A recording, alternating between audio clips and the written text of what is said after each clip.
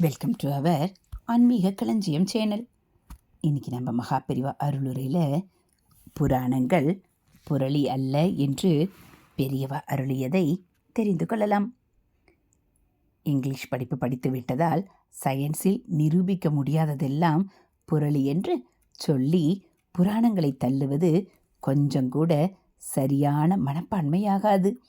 இப்போதும் கூட அங்கங்கே 10-12 அடி நீளமுள்ள மனித எலும்புக்கூடுகள் புராண வர்ணனைப்படியான தற்போது இல்லாத பெரிய பெரிய மிருகங்களின் எலும்புக்கூடுகள் அகப்பட்டு கொண்டுதான் இருக்கின்றன.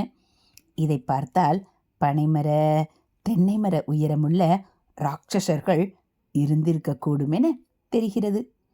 சிங்கம் மாதிரியான உடம்பும் யானை மாதிரியான தும்பிக்கையும் கொண்ட யாழி போன்ற மிருகங்கள் பூர்வத்தில் இருந்திருக்கக்கூடும் என்றே தெரிகிறது. காலெலும்பு மாத்திரம் 16 அடி நீளமுள்ள ஒரு மனித எலும்புக்கூடு, யானையைப் போல 10 மடங்குகள் உள்ள ஒரு மிருகத்தின் எலும்புக்கூடு முதலானவைகளை ஐஸ்பெர்கில் ஆர்க்டிக் ரீஜனில் பனிக்கட்டிக்குள்ளிலிருந்து கண்டுபிடித்திருக்கிறார்கள். இதை பெரிய புதைப்பொருள் கண்டுபிடிப்பு என்று கூத்தாடினார்கள்.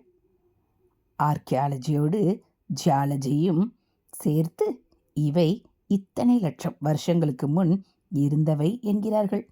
இதோடு மைத்தாலஜி புராண இயல்பையும் சேர்த்தால் நம்முடைய பழைய கதைகள் நிஜம்தான் என்றாகிவிடும்.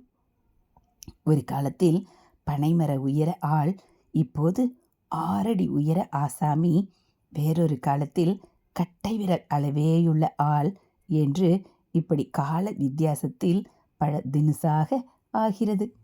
ஜீவராசிகள் படைப்பினங்களும் மாறுகின்றன. இந்த வித்தியாசங்களையும் புராணங்கள் சொல்லுகின்றன. கதை மூலமாக தத்துவமும் போதிக்கப்படுவது வாஸ்தவம்தான்.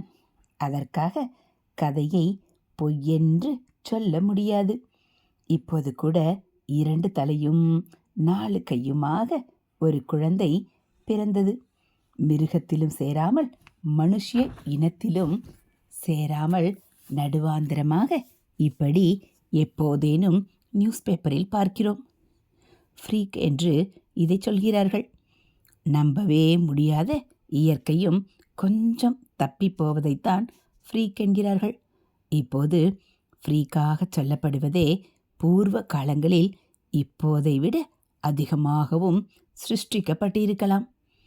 இக்காலத்தில் நமக்கு இருப்பதை விட அதிகமாக அவர்களுக்கு இயற்கைக்கு அதீதமான சக்திகள் இருந்ததால் இயற்கையிலும் இப்படிப்பட்ட அதிசய பிறப்புகள் அதிகமாக நேர்ந்திருக்கலாம்.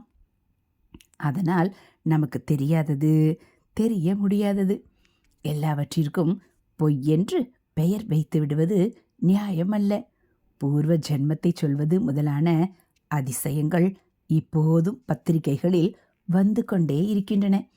எனவே புராணங்கள் புரளி அல்ல, பொய்யல்ல என தெரிகிறது. புராணங்கள் பொய் அல்ல என்று மகாபெரிவா அருளியது இது. ஹரஹர சங்கர, ஜெய ஜெய சங்கர. இது போல் மகாபெரிவா அருளுரைகளை நீங்கள் தினந்தோறும் கேட்கணும் அப்படின்னா மறக்காமல் நம்ம சேனலை சப்ஸ்கிரைப் பண்ணுங்கள். கூடவே பெல்லைக்கானை கிளிக் பண்ணி ஆளுங்கிற பட்டனையும் அழுத்திடுங்க. நம்ம சேனலில் வரக்கூடிய தெய்வத்தின் குரல் பகுதிகள், மகாபெரிவா மகிமை, மகாபெரிவா அருள்வாக்கு எல்லாம் உங்களுக்கு பிடிச்சிருந்தா ஒரு லைக்கும் கமெண்ட்டும் கொடுத்து உங்களுக்கு தெரிஞ்சவங்களுக்கும் ஷேர் பண்ணுங்கள். ஹரஹர சங்கர, ஜெய ஜெய சங்கர, காஞ்சி சங்கர, காமகோடி சங்கர, காமாட்சி சங்கர, காமதேனு சங்கர, ஹரஹர சங்கர, ஜெய ஜெய சங்கர. மகாபெரிவா சரணம்.